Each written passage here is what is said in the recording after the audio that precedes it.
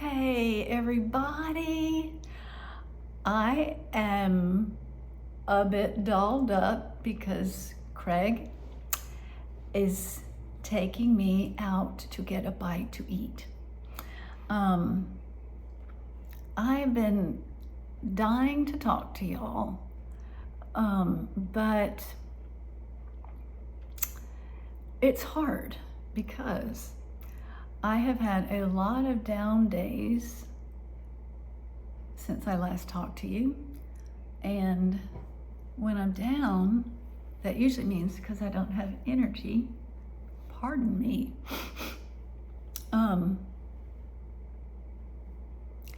And sorry, I just saw the dog outside and I'm the one in charge right now. But I guess Craig finished showering. So anyway, it's so good to talk to all of you. On my down days, I don't have the energy. That's usually why I'm down. It's affecting my thinking and everything. And then when I feel a little better, I don't want to go back into the dark and try to tell you what it's been like. But I feel like, though, that would be honest. So anyway, when I have energy, I think I'm going to do this, but then I end up not doing it. So it's been a little while, and I want so much to update y'all because you all communicate so much how much you love me and Craig, and it means so much to us, and it's everything. So I definitely want to keep you in the light about us, not in the dark.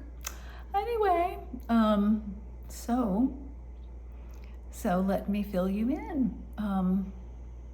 So first of all, shout out to my friend. I'm not sure she watches these. I think she might have watched one once. I mean, I'm pretty sure. And then as far as beyond that, I don't know, but I must give her a shout out anyway. It's so exciting because I just found this in a drawer. She gave this to me. Isn't it just gorgeous? Look at it. And the thing is, when she gave it to me, she told me that she found it at a vintage store. Like it's real. It's the legit real thing. And I can't remember if it's satin or silk, but it's just beautiful. And so I've got it. So the thing is, I tried to wear it around my neck, you know, that cool thing that some people do. Like younger people. She does this and it's so cute. To me it seems like, as far as genre, sort of hipster maybe. But you wear it like here and it's kind of a small knot. Anyway, this one was too big for that. And so I don't know how to do anything else with a scarf. So it's been in a drawer, and I had thought I might hang it on a wall somewhere because it's so beautiful. But it's just slightly off color of my colors in the house. I think I need to second look at this. But anyway, so I was so excited when I found it. I was looking for scarves for my head.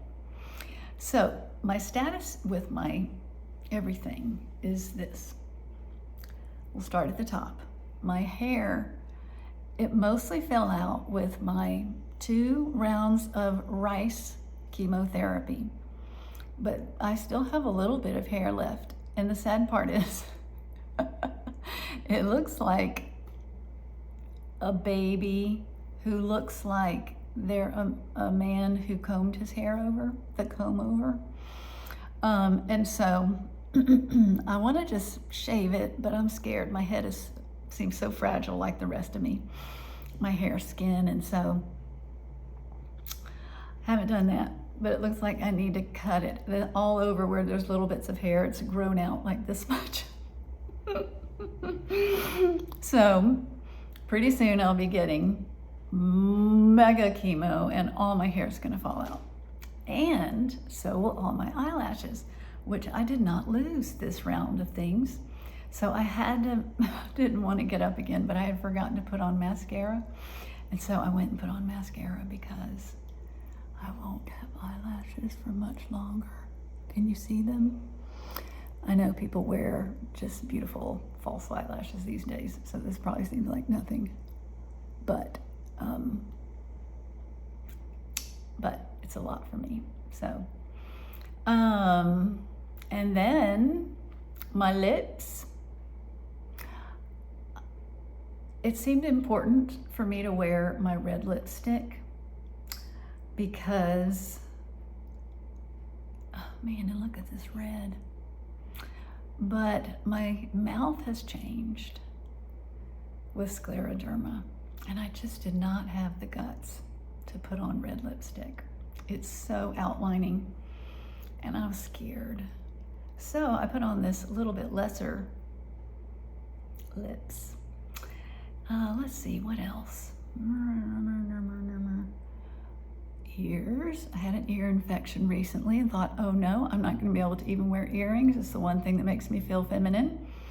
But my mom and my brother-in-law told me what to do. Do you know what to do when you get an ear infection and with your, your pierced hole? I have this prescription antibiotic ointment, but you can do Neosporin, but you put it on the front and the back, and if you want to, you can, mine was too painful. I couldn't stick a post through it, but you can stick a post through it if it's not too painful with the Neosporin on it, and so get it through it. But you don't even have to do that because I didn't. And you cut a Band-Aid and put it on top of the Neosporin front and fold it all the way to the back, and you will wake up with a healed ear. How about that for free information? So anyway, golly, I didn't think I had that much to share. Okay, now let's keep going. I want to tell y'all, I decided to let y'all know because you are praying for me. You are tearing down fortresses. And I know you know that I need to gain weight, and that I've been having trouble eating in order to gain weight. Well,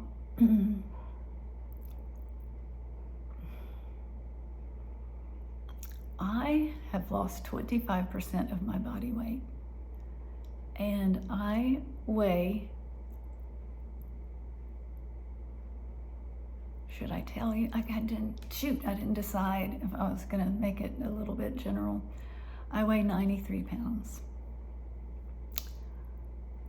It's very sad to me. I say it to hearken to the heavens. I'm not going to say that is my weight in an absolute sense, but that is what I currently have been barely bouncing around. So I was so excited when I hit 94, but then I went back down, and so I know it's just probably all the same thing, but I need to gain 20 pounds. I need to gain more than that, but even just getting above 100 pounds would be so amazing. So it's not a good situation. It's serious. I've been embarrassed getting out in public.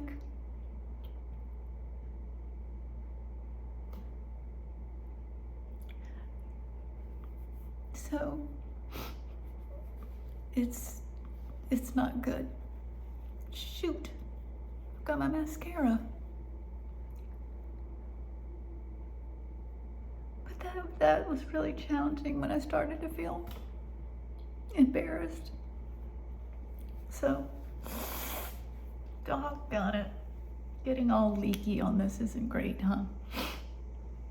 I know that y'all always tell me don't apologize for crying.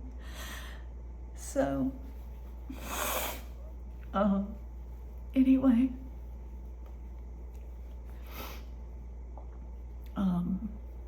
I had a really hard week, and it might have been even before that, I'm not sure, but just the last several days, I was just really I was beginning to kind of spin out, spin out of control with worry and sadness. And so there were some good moments in there, but I was just so keyed up and nervous about everything. So I'm gonna go back and tell a little bit more about all of that, I think, but I want to first tell you that, well, sorry, excuse me. Sorry about the snot. Maybe I will actually come back and tell this second part. So, to go into more detail, it really had to do with the future. And I started just thinking, what if everything stays the same? Now, let me say this.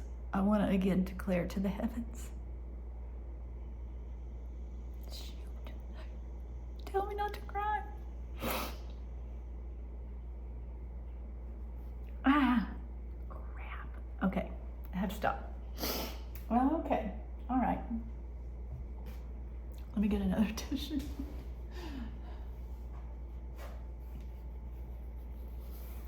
Let me stop this subject for a minute so I can stop this, okay? I'm gonna show you this outfit that I got that helped me not be embarrassed about going out. Isn't this sweet? Let's see. So I got 3 dresses just like this, just different colors. And, don't laugh about my style. I'm sure you won't. Oh, shoot. Let's see, how far back do I have to go?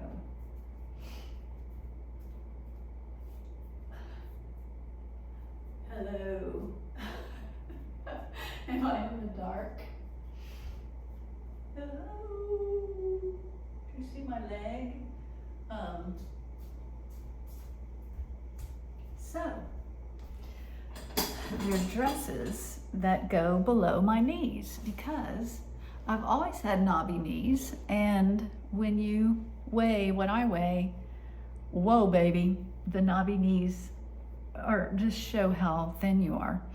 And so everything I was wearing was above my knees. And so, I got these dresses, but let me think. Yes, so I'm still having to wear leggings all the time. Remember that? In the winter it was great. The summer, not as great because it's crazy hot outside. But usually I'm inside in freezing air conditioning, and so it's working out okay. But I had to start wearing leggings in the winter, all the time, because I hope you like watching somebody have to clean makeup off their face. I kind of do, it's like watching someone put on makeup. Okay. But because my skin was so sensitive and painful, and so I couldn't have anything rub against it, leggings kind of stay put, and these are the softest things in the world. So anyway, I still wear them, and so I have to wear them with this dress. Sure, it doesn't look great, but I don't care. I'm just so excited. I have something that hides how thin I am, and I feel pretty. So, let's see. So that is that. But I started hearing worm tongue in my ear. Nothing's going to change. You're going through all of this and nothing's going to change. This is your life, baby. Get used to it. And you're going through all this suffering for nothing. Oh my gosh, I can't believe it as I'm saying it out loud. I will hope all that dries. Oh,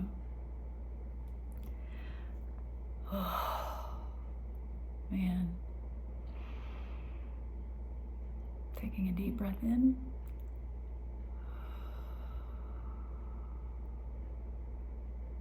Long, slow, deep breath out. I've been practicing this a whole lot this week and beyond. I hope you can hear me. So another thing is my voice has changed. It started with chemo, and I remember having that when I had cancer in 2020. And my voice came back. And so, that's the other thing. That's part of you're never going to be back to normal, is my voice.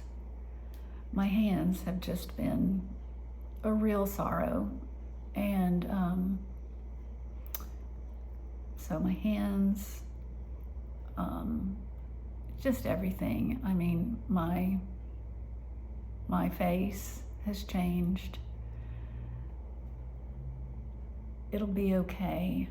I'm sad, but anyway, God knows what will be the same and what won't. But anyway, that's where I fell into a pit.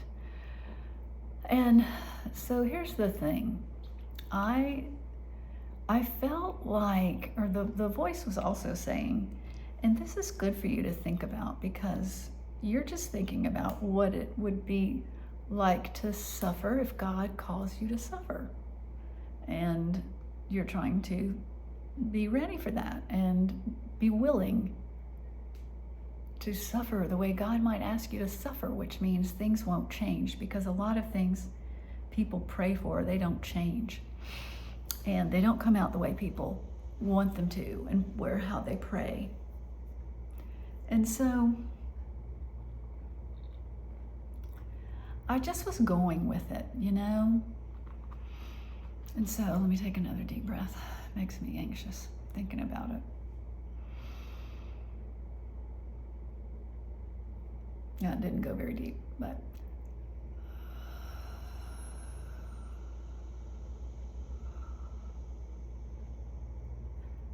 I'm hoping you're taking them with me when I take these, because I know you also need to calm yourself. I know it, this world we live in. So anyway, so what first happened was Craig said, Jamie, Monday morning, I was so blue. And he said, for one thing, I thought there was this one medication that I might need to get off of. We looked it up and I was very restless and I could hardly sit still and I would pace. And he said, that may very well need to change and let's, get off of it for now. And we talked to our doctor, of course. But he said, but Jamie, you have been cooped up in this house for so long and you have been walking this difficult journey for so long with so little fun. The only places you go in the car are to the hospital or the doctor's office. And so he said, you need to get out. And so it was the first time that I actually had energy since May 8th when I had my first chemo. So May, June, July, we're into July now. And before that was scleroderma. I don't remember how much I got out. Oh, goodness gracious, hardly. I remember now. I had some friends that would take me to this certain kind of, what was it called? Remember that massage I would have done? It was a blah, blah, blah, blah, a special kind of thing. Anyway, I was completely fatigued with it also. Meh. So anyway, it's been a long time. And so we said, well, we'll see if I have energy this afternoon. So I did, and he took me. I can't be in crowds. And so we thought we won't go anywhere where it's a small setting with a crowd. It'd have to be big, like maybe the mall. Not the most exciting place, but, and it has to be inside because it's so hot. The heat just wastes me immediately. So he took me, we went to a restaurant like at 4:15 in the afternoon, and there was just nobody there. And we went and I thought, Craig, I want to try to eat real food. And so we'd have to find something high calorie, high protein. So I thought enchiladas. So we went to a Mexican restaurant, and I couldn't eat chips and salsa because they're too refluxy. I have to be really, really careful right now. And so I couldn't eat chips and salsa, but I didn't care. I was like, I think I can eat these enchiladas. I'm really feeling it. I'm not nauseated. And so I did. I sat across the table looking at my husband. I can't tell you. Most of the time I drink a Boost. I can't tell you how dehumanizing that has felt. And, but I was sitting across the table from Craig, and we were talking. We talk a lot, but this was different. And I was looking out over the restaurant, the part where it had all these twinkle lights and all these beautiful warm colors. And it's kind of one of the more modern, probably it's Tex-Mex. And so it's just beautiful decor. It's just slightly upscale a little bit,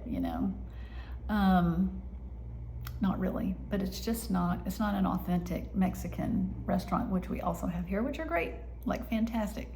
But the beauty though of the modern architecture and everything was just speaking my language. So we did that, and I ate it, and it tasted so good. And I was careful, I was scared, which is very sad and horrible. I hate this part of my life right now. But I felt good after. And so we went to H&M, and there was hardly anybody in the store. And that's where I bought my few dresses. So I bought 3 like this, the one I showed you.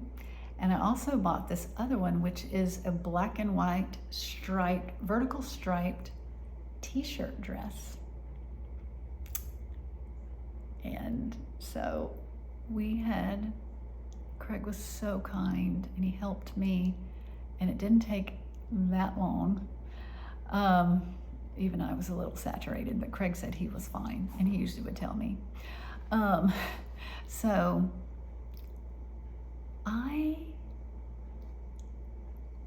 my endorphins were just flying, and I felt like a normal person.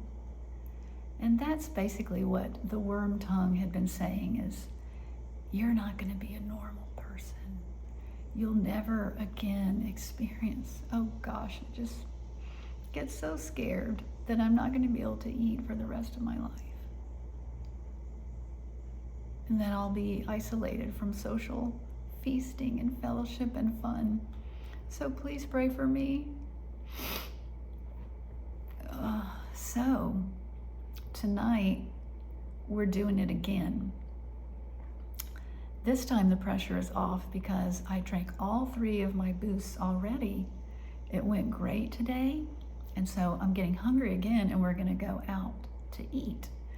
We're going to this Italian restaurant, and I hope that it's not crowded because we'll have to go find another place. But Pietro's, and I love Pietro's. And Italian sounds like something I could really do. So they tell me eat whatever you want, but I have to be careful about reflux, which can turn into nausea, which can turn into worse things. You see? But I feel really good right now. So that's kind of been where I've gone. Maybe I should leave it at that. Let me see, what time is it? Yep, it's almost 6 o'clock. We're gonna leave pretty soon. I'm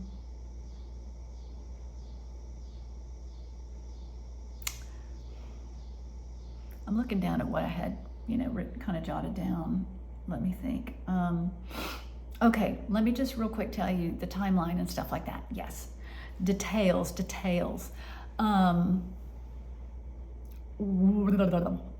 I finished my second round of RCHOP, got test run after to see if it had eliminated the cancer, and it had, which was so thrilling.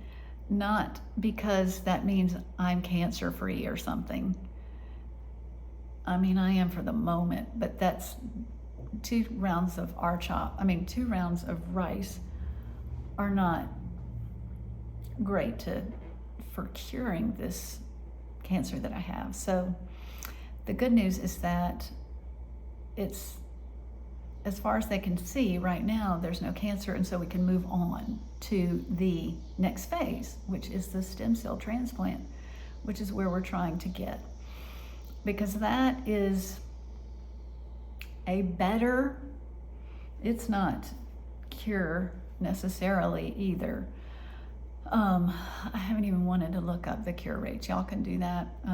It's not like, oh yeah, 90%. It's not, but that's okay. I feel okay about that, except I don't want to read about it. I just want to kind of rest in God. Anyway, so got a PET scan, got the bone marrow biopsy, and they were clear. And I think we may have miscommunicated that cancer-free. Yes, for now. And that helps me go on to the next thing, okay? Did I clarify that?